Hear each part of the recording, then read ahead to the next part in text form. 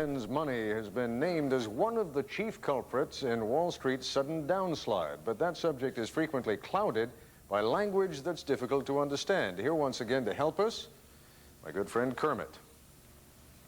Thank you, Ted. There are two terms we use a lot, budget deficit and national debt. Now, budget deficit is the amount of money that the government spends each year that is more than it takes in. So it's how much the government borrows each year. Now, the national debt is how much we owe to date. In other words, all of the annual deficits added up. And right now, the national debt is $2.4 trillion. Now, to help us get a picture of that much money, we've asked a member of our staff to stack up $2.4 trillion bills. Fozzie? Oh, yes, sir. Yes, well, actually, we're not quite done, sir. But Fozzie, we're on live. This is Nightline. Now, when are you going to get this job done? Well, we're counting these bills out at about 3 a second. Let me see. So, we should have it done in about 25,000 years. Fozzie? Well, listen, Colonel, we're sorting around, we're running out of space here. Well, listen, if you stack up this money, how tall a stack is this going to be? Oh, well, let's see. I'll work that out. If you take 25,000 years. 130,000 miles. That's halfway to the moon. Should we make 2 stacks? Fozzie! Kermit, hey, I know what we can do with all this money. You know, what we can do, see? What? Well, you see, with the national debt at $2.4 trillion, yeah. Right? And with the hamburger, let's see, hamburger at $2 a pound, $2.4 trillion, we can make a patty the size of the city of Los Angeles. Fozzie, this is money we do not have. We do not have this money to spend. This is the money that we don't have to spend. This is the national debt. We do not have this money, Fozzie. Okay, hold the ketchup.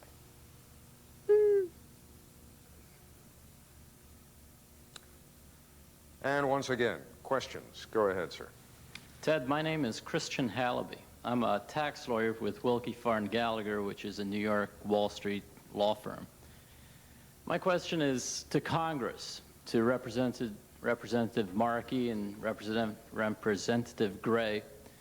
Isn't the key issue when the market becomes as volatile as it has become a crisis of confidence?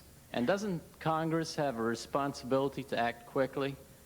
I'm surprised, and I'd like to hear your views as to why doesn't Congress move more quickly in these negotiations to settle some of the budget issues? May I, and I'm going to direct it down to Washington to Congressman Gray, but before I do that, let me preempt what I suspect will be half his answer, and that is any negotiation takes 2 parties. I mean, you've got the White House and you've got Congress. What specifically is it you would like Congress to do that you don't think they are doing? As we read the press, we get the sense that there's a great deal of jockeying between putting the fault on the president or putting the fault on certain interests which feel that spending cuts can't be made, or tax cuts, or I'm sorry, tax increases shouldn't be made for one reason or another. Yet the crisis at hand is resolving the issue quickly, and the newspapers have reported that because the market has not fallen harder and faster since that bloody Monday, that the members of the negotiating teams from both sides, from the administration and from Congress, have felt a sense of relief that there's more time to cut a deal. All right. Congressman Gray, you already said at the beginning of this program that you felt some progress was being made. I guess the question is, isn't there enough urgency that you and your White House negotiating partners can move a little more quickly? Well, I think, first of all, several things have happened which show that we are moving. For years, Congress has literally been trying to get a summit on the budget. While I've been chairman for the last 3 years, each year we've tried to get a budget summit because Congress alone can't solve the fundamental problem. We need presidential help if we're going to enact a major deficit reduction package that is comprehensive. It has been this crisis that has now brought us all together at a table for the first time in at least 3 years since I've been the chairman of the House Budget Committee. We now have all partners, all at the table. Now, I sort of liken this to a prize fight where you've got some people who've been fighting in the ring, slugging it out over different priorities, different level of revenues, different types of revenues, and then suddenly the bell stops and they keep on fighting. Well, in a sense, when we go to the summit, the bell has stopped, there's a crisis, we've got to stop fighting, we've got to put away our partisan ideological positions and try to come up with a compromise. That takes, Ted, some time. We've only been there now about 7 or 8 days, and I think we've made significant progress. I'm not able on this show to tell you specifically what we've been able to accomplish, but I can tell you this. I'm pretty optimistic that in the relatively near future, we will be able to come forward with a deficit reduction package which will be bipartisanly supported and supported by the president, so therefore it will be one that we can implement. I think this crisis has forced us to come together and realize that the bell has been rung and we've got to stop fighting and we've got to sit down at the table. Let me just ask you very quickly, if I may. There's an automatic $23 billion budget cut that's going to go into effect if you folks don't move, you know, in some other direction. Are you going to come up with a substantially bigger cut than that? I would put it this way. We are going to do at least $23 billion minimum deficit reduction, which is the minimum requirement under the law. I'd like to sit here tonight and say that we're going to do 30, 40, 50.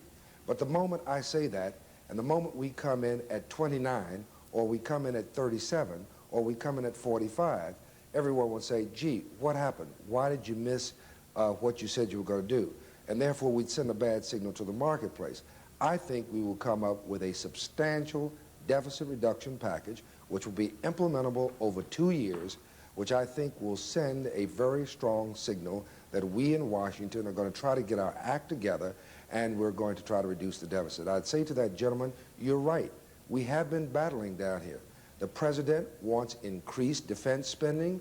He doesn't believe we ought to cut defense. He thinks all the cuts in spending ought to come out of domestic. He also doesn't believe that we ought to raise any new revenues. And Congress believes that we ought to apply the budgetary scalpel of austerity, not simply to domestic spending, but also to Pentagon spending. And Congress, many members of Congress believe that there ought to be some additional revenues, a different level than the president's budget that had $8 billion worth of taxes. And so essentially, those have been the differences of priorities that we have been fighting over. I see us in the last 7 or 8 days in this negotiation starting to come together. We are not at closure yet, but I think we're getting awfully close, and I think that we are going to be able to come forward with a deficit reduction package which will be substantial. I can simply say it will meet the minimum requirements of the law, and if it exceeds that, then fine.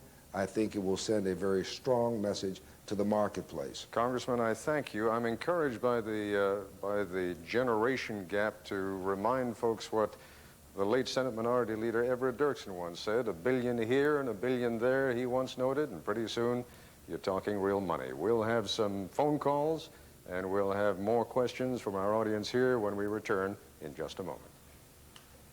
ABC News special edition of Nightline will continue. Again from New York, and let's go right away to a questioner. Go ahead, sir. I'm James Medora. I'm a student at Columbia University's Graduate School of Journalism. I'm wondering about the Japanese and the Germans. Don't the Japanese and Germans have an obligation to help the United States now? We helped rebuild their economies after World War II. Shouldn't they help us now? All right. Well, it gives us an ideal opportunity to go to our two overseas guests. Kenichi Mai, is this a matter of moral obligation, or are we simply in a dog-eat-dog world in which, you know, you go for what you can get?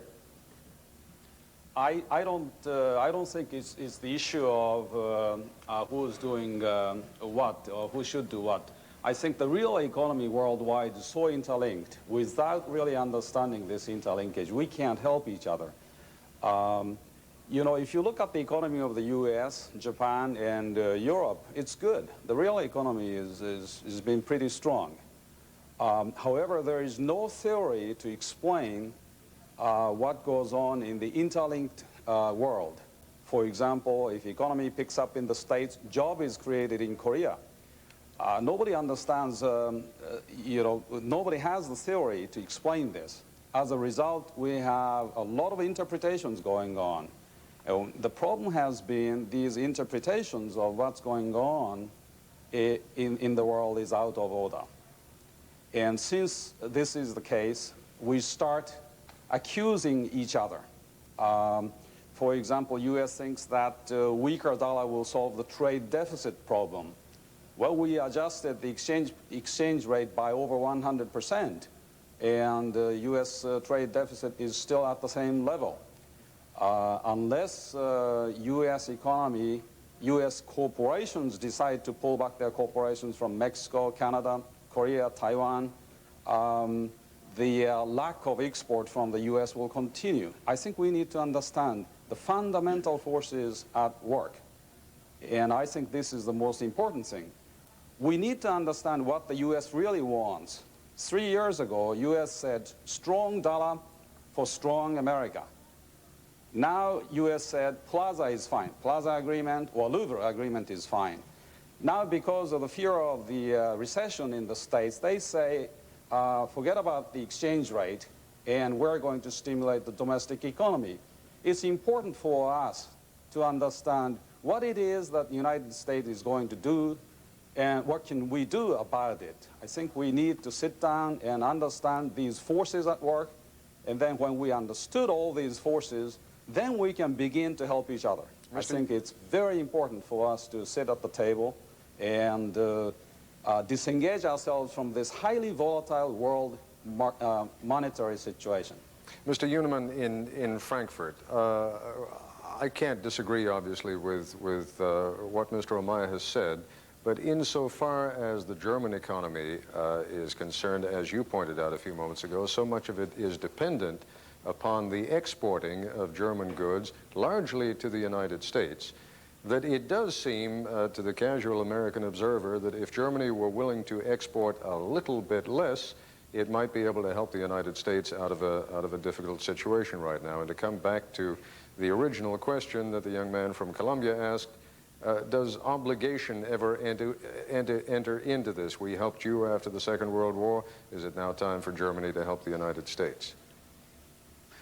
I mean, it's very difficult to talk about obligation if you have a free economy, how you address to a firm and say they're obliged to export less, so then you need some sort of protectionist measures.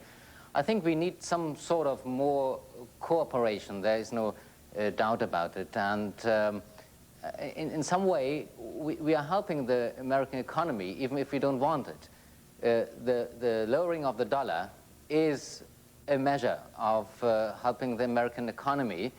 And from our view, there is something the American economy has to become more productive and therefore raise their exports and therefore sell or pay for their debts by selling more goods. This is something the German economy can't really do anything about it. What is necessary is more cooperation and at least prevent all this psychological strain we had in the past few weeks. All right, Mr. Uniman, I thank you. We are going to take more questions, more phone calls when we come back, and we'll do that in just a moment. Live from New York and around the world continues. Once again, Ted Koppel. And once again, let's go to the phones, this time Colorado. Can you hear me, caller? Well, thank you.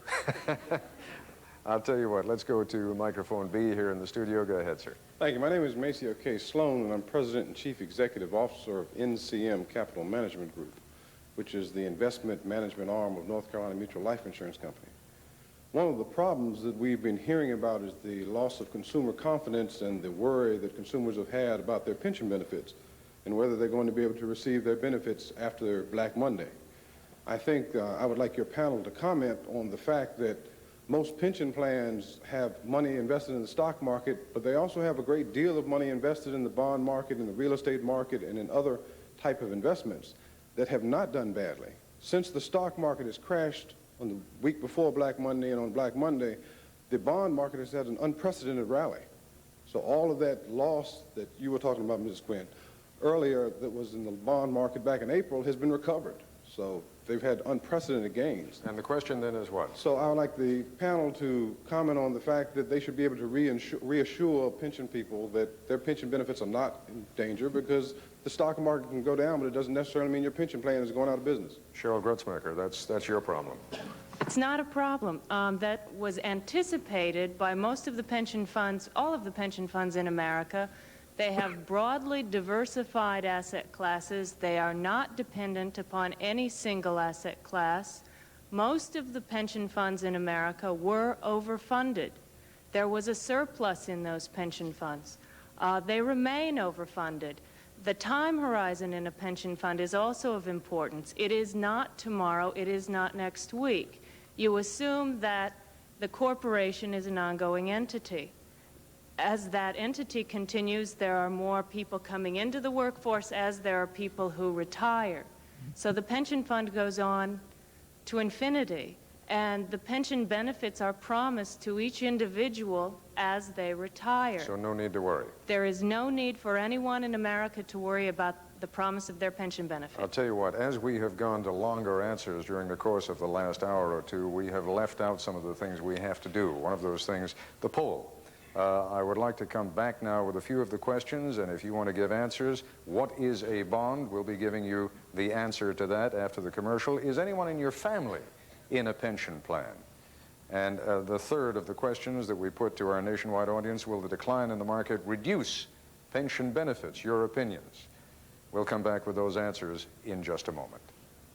That a bond is an IOU issued by a company or government that pledges to repay money at a specified interest rate over a specified period of time. 55% of those polled have family members enrolled in a pension plan, and 70% feel that the decline in the market will not reduce their pension benefits. All right, we are back live once again. Irwin Jacobs, you and I were talking during the break, and you wanted to say something about us, that is the media and the impact you feel we've had during the last, during the last few weeks or over the last few years? No, not the last few years. Basically, with the situation we're talking about tonight and have been ever since the so-called crash on that Monday, you know, I think everybody is convinced that this did not, in a direct way, I mean, that affected people's lives immediately. It did not affect the bulk of America. And we've heard a lot of numbers. Maybe it's 10, maybe it's 20%, and surely there are pensions that had lost money, but we say that they made plenty during the year, and what they've done is given it up on paper anyways, or lost it for that portion that they've earned this year. But for those people who are not directly reflected by what's taken place, perception becomes reality after a while. And the press, and I don't suggest that they do anything different what they're doing, because it's hot news.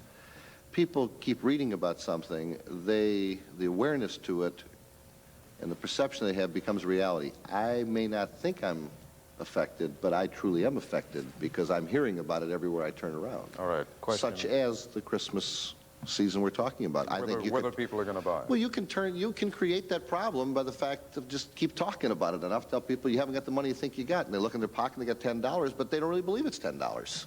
Okay, question. Hi, my name is Laura Silverstein. I'm a student at Columbia Business School, a place where up until recently a lot of people have been wanting badly to work on Wall Street. My question is, with everything that's been going on and likely will occur for the time ahead, is there opportunity on Wall Street? I would ask that to Peter Solomon. Absolutely. You got a job, don't worry about it. Absolutely. I mean, markets will come and go. This was a bad decline, and I think, you know, it will shake confidence, whether the media said it wouldn't or not.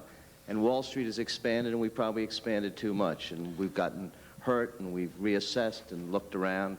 But I entered the market in the early 60s after a bad market, and I've been through 4 or 5 or 6, and they come and go, and they're awful when they occur. They couldn't be worse.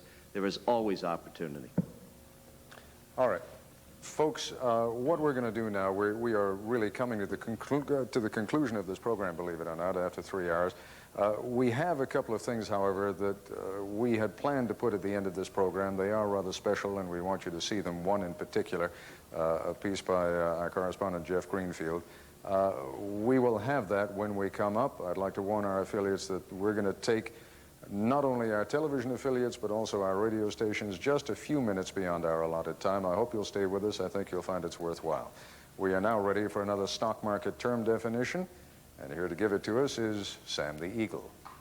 A term that comes up in talking about the market is tick. Now, a tick is the smallest amount a stock can move. Ralph, could you tell us a bit more about this? Ticks? You want me to discuss ticks? Yes. What's next, fleas? Just 'cause I'm a dog? Listen, Turkey, do they ask you to discuss feather rot? Huh? Do they? Boy. Ted will be back in a moment.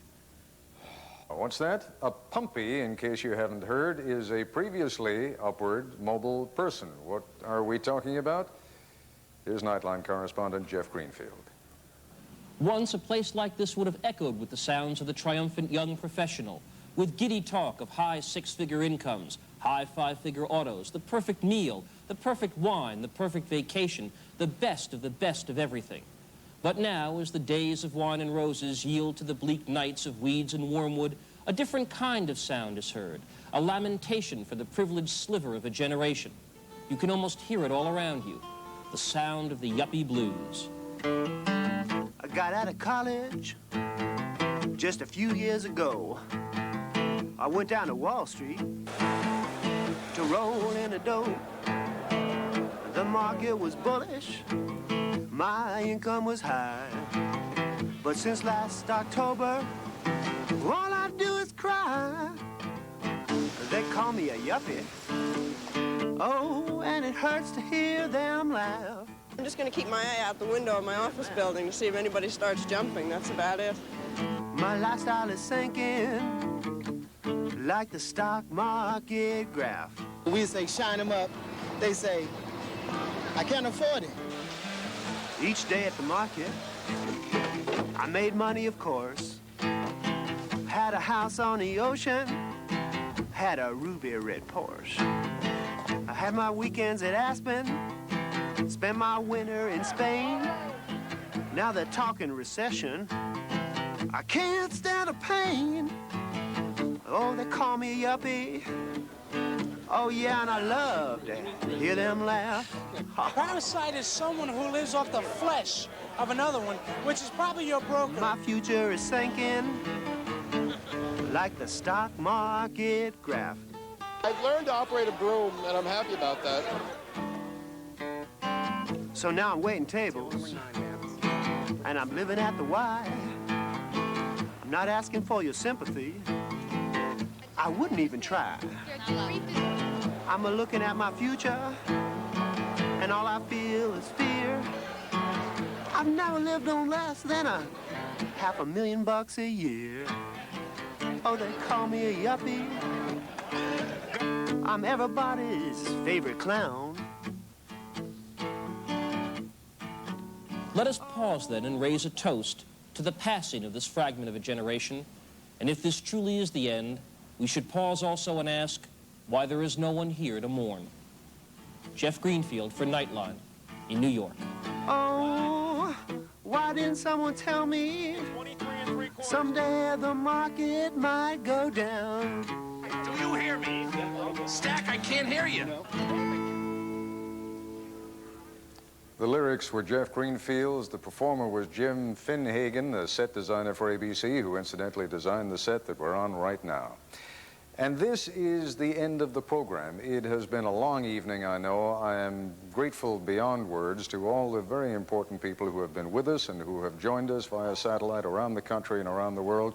I realize that most of them did not get on for very much time. That was because we wanted to give you the very best panel we could. I think we did. I'm grateful to all of you for watching and grateful to all of them for participating. I'm Ted Koppel in New York. Many thanks and good night.